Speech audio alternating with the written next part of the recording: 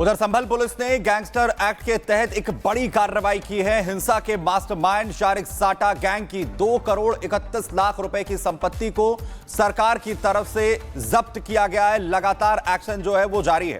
वहीं किस तरीके से संभल हिंसा को लेकर एक्शन हो रहा है, हमारे सहयोगी सागर इस पर खबर पर जानकारी के साथ जुड़ रहे हैं। सागर, क्या कुछ कार्रवाई हो रही है? 2 करोड़ 31 लाख रुपए की संपत्ति जब्त की गई है।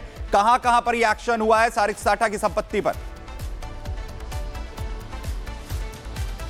देखिए, बिल्कुल सुमित, अगर हम बात करें तो शारिक साटा जो कि पूरे संभल में दंगे का मास्टरमाइंड बताया जा रहा है।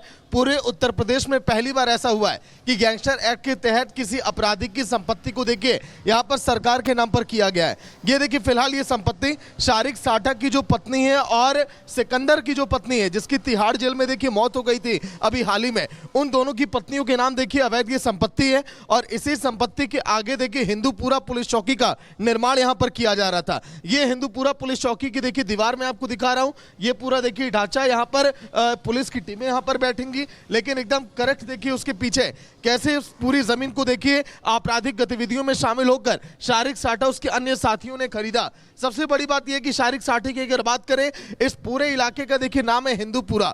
हिंदूपुरा इलाके में उसने देखिए इस पूरी जमीन को खरीदा, आपराधिक गतिविधियों में शामिल रहा। पूरे विदेशों में बात करें, कारों की सप्लाई, हथियारों की अवैध सप्लाई लगातार शारिक साटा करता रहा और उन्हीं देखिए संपत्तियों से उसने इस जमीन को खरीदा, अपनी पत्नी के नाम करवाया। उसके बाद पुलिस ने बड़ा एक्शन लिया। कल के दिन के विश्नोई ने इस बात का जिक्र भी किया कि जितने इस तरह की संपत्तियां उस पर देखिए कार्रवाई की जाएगी। हालांकि देखिए इस पूरे अगर हम जमीन की तस्वीर अगर मैं दिखाऊं तो एक खंडहर में देखिए हालांकि तब्दील हो चुकी है, पिछले काफी दिनों से ऐसे ही पड़ी थी।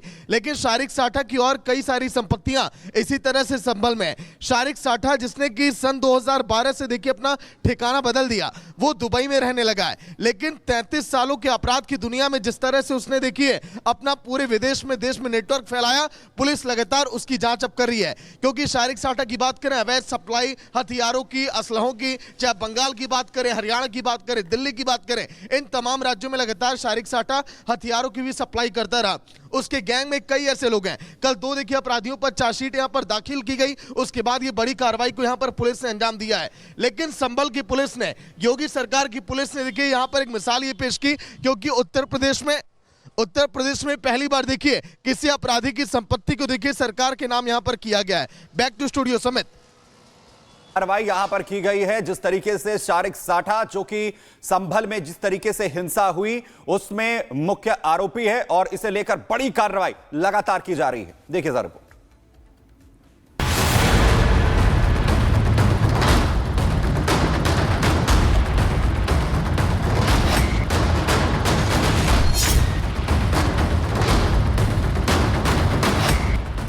हिंसा के सूत्रधार और हिंसा भड़काने के आरोपी शारिक साटा पर एक्शन शुरू हो गया है। संभल पुलिस ने रविवार को उसकी करीब 2.5 करोड़ की संपत्ति जब्त कर दी। दुबई में बैठे अपराधी शारिक साटा पर संभल और आसपास के जिलों में दर्जनों केस दर्ज है। पुलिस के द्वारा पिछले कुछ महीने से जो शारिक साटा जो गैंग है, जो ऑटो लिफ्टर गैंग है, और उनके द्वारा 24 नवंबर को संभल हिंसा में भी पार्टिसिपेट किया गया था और लोगों की हत्या की गई थी।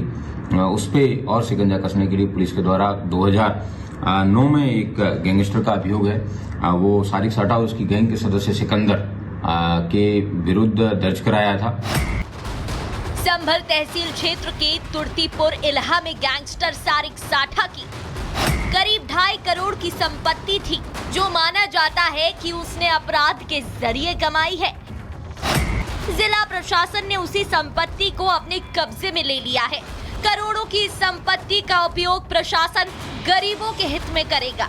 शारिक साटा की पत्नी गुले रोशन और सिकंदर की पत्नी सजा परवीन, इन दोनों महिलाओं के नाम पे इन लोगों ने प्रॉपर्टी खरीदी थी।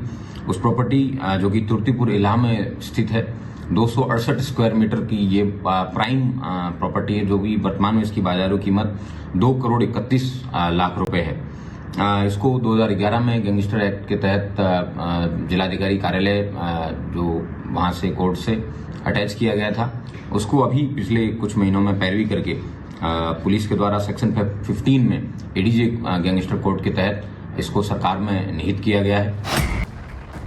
संभल हिंसा को लेकर पुलिस की चार्जशीट में सारिक साठा को हिंसा का सूत्रधार बताया गया।